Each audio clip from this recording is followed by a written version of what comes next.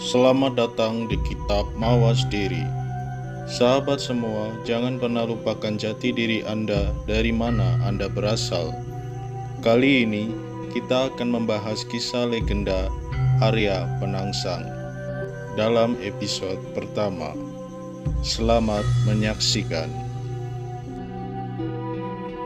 Pemerintahan Demak Bintoro semenjak dipegang oleh Sultan Trenggono mulai pada tahun 1521 Masehi, terus-menerus harus melakukan aksi militer demi untuk mempertahankan eksistensi Kesultanan Islam Jawa, sekaligus untuk kembali memasukkan wilayah-wilayah bekas Kerajaan Majapahit di seluruh Jawa.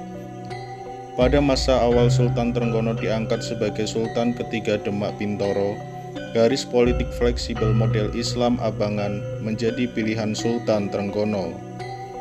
Namun menjelang pertengahan tampuk pemerintahannya, terpicu melihat keberhasilan Sultan Cirebon mampu menghancurkan Pajajaran dengan bantuan militer Demak Bintoro, pandangan politik Sultan Trenggono berubah haluan. Kemenangan Cirebon atas sokongan militer Demak membuat Sultan Trenggono menjadi yakin akan kekuatan angkatan bersenjatanya. Maka, berturut-turut Demak mengadakan agresi militer ke Jawa bagian timur, di mana sisa-sisa bangsawan Majapahit masih punya daerah kekuasaan dan mendominasi di sana. Satu demi satu daerah-daerah wilayah Jawa bagian timur ditundukkan dengan kekuatan bersenjata. Kekuasaan Demak Bintoro semakin melebar dan meluas ke arah timur Pulau Jawa.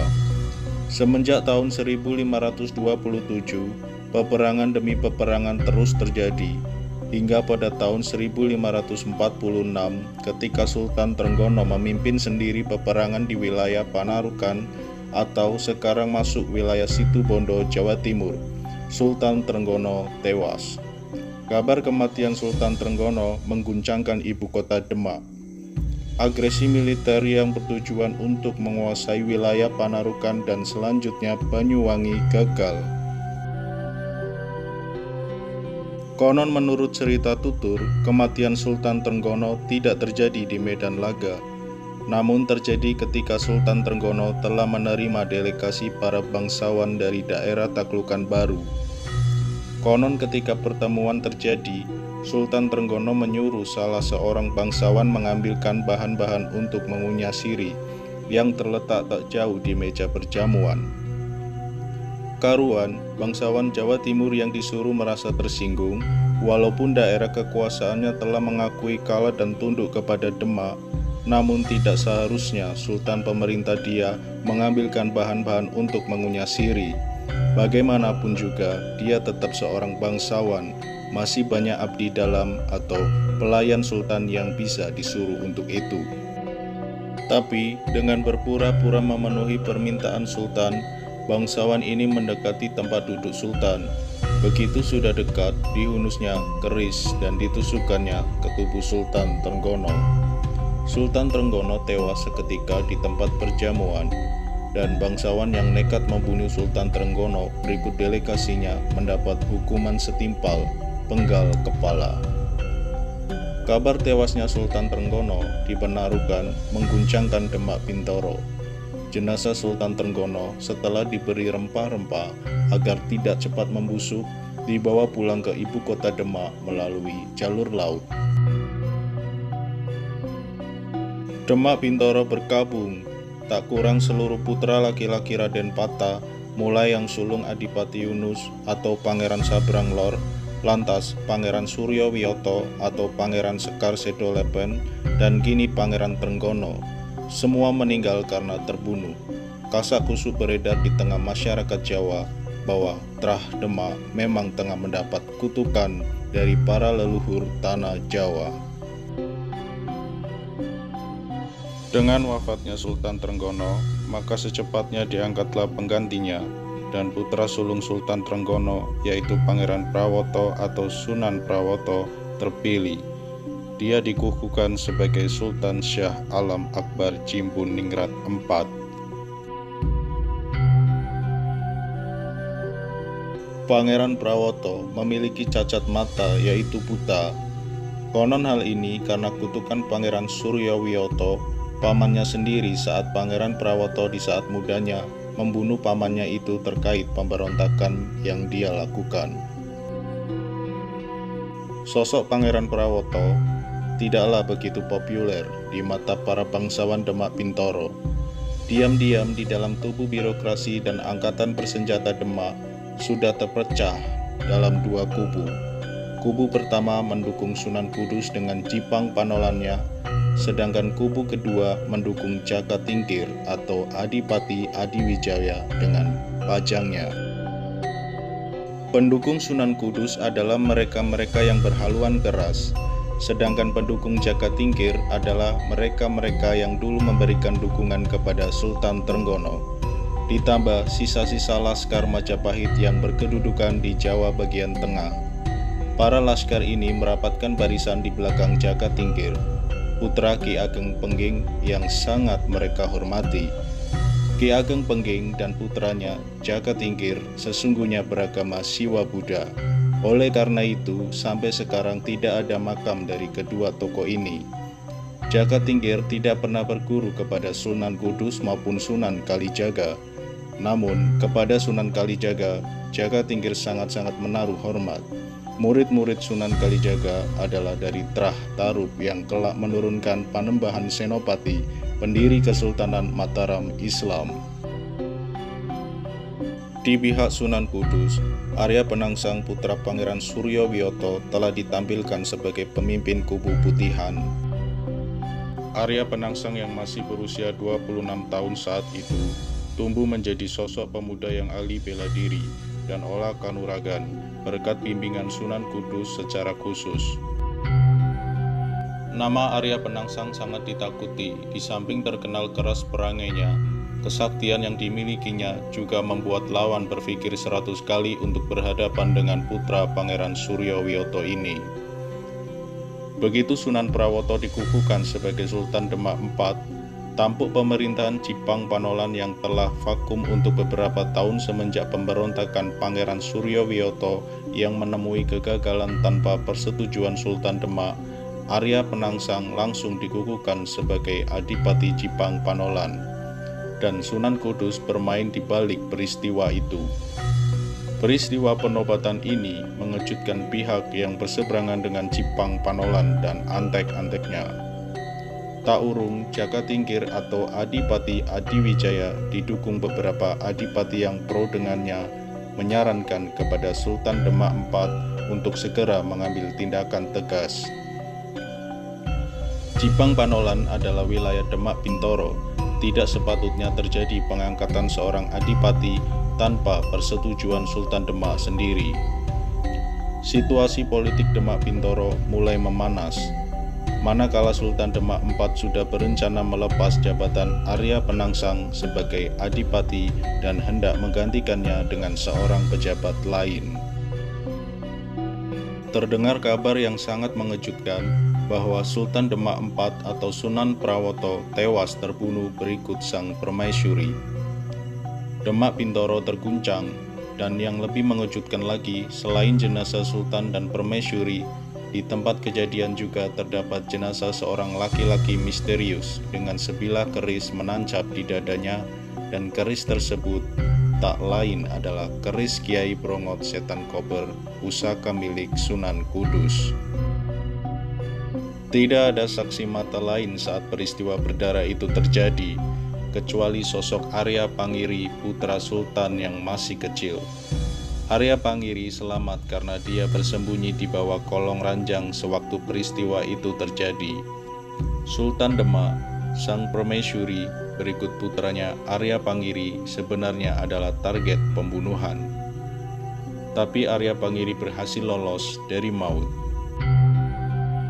Ratu Kalinyamat, bibi Arya Pangiri, adik Sultan Demak IV, segera membawa Arya Pangiri secepatnya ke Jepara.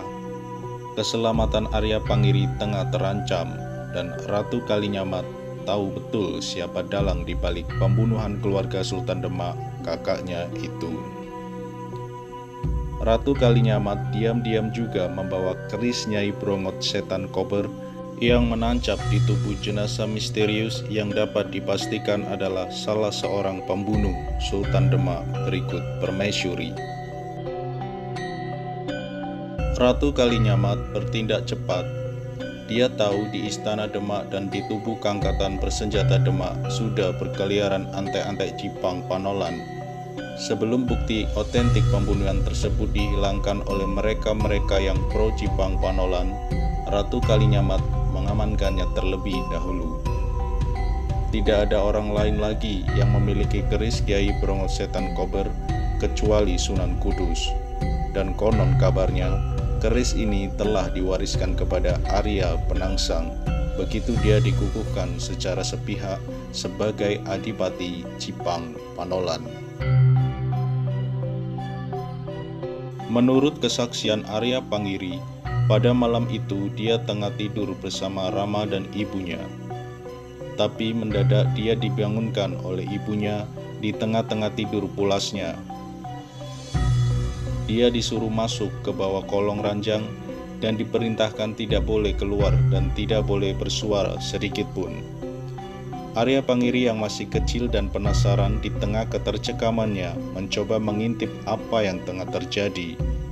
Dia melihat dua orang masuk ke kamar Ramanya melalui pintu kamar setelah mencongkelnya. Arya Panggiri tahu ada beberapa orang lagi yang tengah berada di luar kamar dan tidak ikut masuk. Terjadi percakapan Ramanya dengan salah seorang penyusup.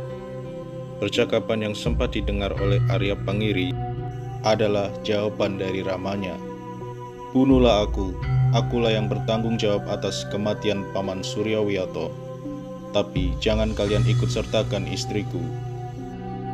Setelah itu, Arya Panggiri mendengar suara gaduh dan jeritan dari Rama dan ibunya hampir bersamaan. Lantas terdengar suara Rama berteriak, "Mengapa kamu ikut sertakan istriku?" Suara gaduh terdengar kembali, diiringi erangan kesakitan, lantas lenggang. Arya Panggiri yang ketakutan baru berani keluar setelah prajurit Demak mengeluarkannya dari bawah kolong ranjang. Dan begitu melihat apa yang sebenarnya terjadi, maka Arya Panggiri menangis sejadi-jadinya. Di atas ranjang Ramanya tengah rebah ke belakang dalam posisi bersila, dan tepat di belakang Ramanya ibunya tengah rebah. Keduanya bermandikan darah. Dari posisi kematian Sultan dengan permaisuri jelas terlihat Sultan ditusuk keris hingga tembus punggung, dan keris itu menghunjam pula ke tubuh permaisuri yang tengah merapatkan tubuhnya ke punggung Sultan. Jelas sang permaisuri menyengaja untuk ikut mati bersama-sama dengan suaminya. Sedangkan jenazah laki-laki misterius yang terkapar tak jauh dari pintu kamar diduga tewas akibat lemparan keris yang dilakukan oleh Sultan sebelum menghembuskan nafas yang terakhir. Betapa kuatnya Sultan, dia menarik keris yang menancap di dadanya, lantas melemparkannya tepat kepada salah seorang penyusup. Ditambah lagi dengan kondisi cacat mata, jelas Sultan Demak IV bukan orang sembarangan.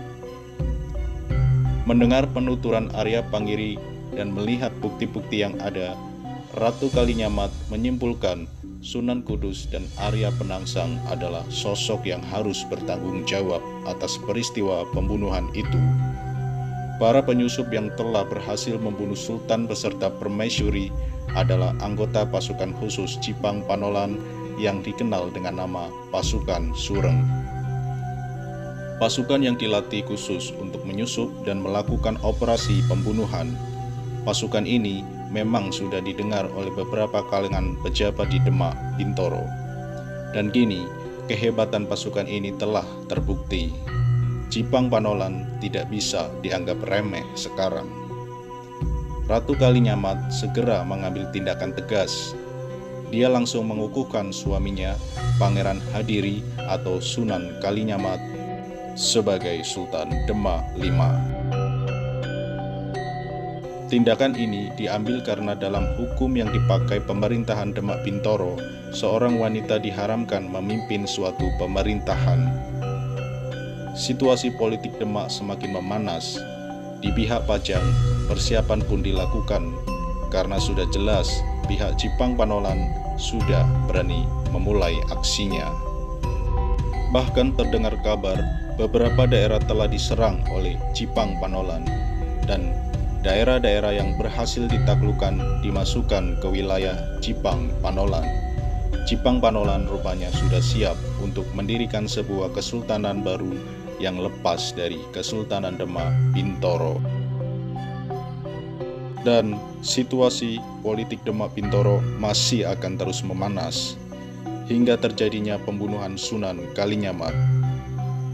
Nantikan kisah legenda Arya Penangsang di episode selanjutnya. Terima kasih sahabat Mawas Diri semua. Jangan lupa subscribe, like, komen, dan nyalakan tombol lonceng di bawah ini supaya kalian tetap dapat notifikasi video terbaru dari kami. Thank you for watching and see you the next video. Salam sejahtera.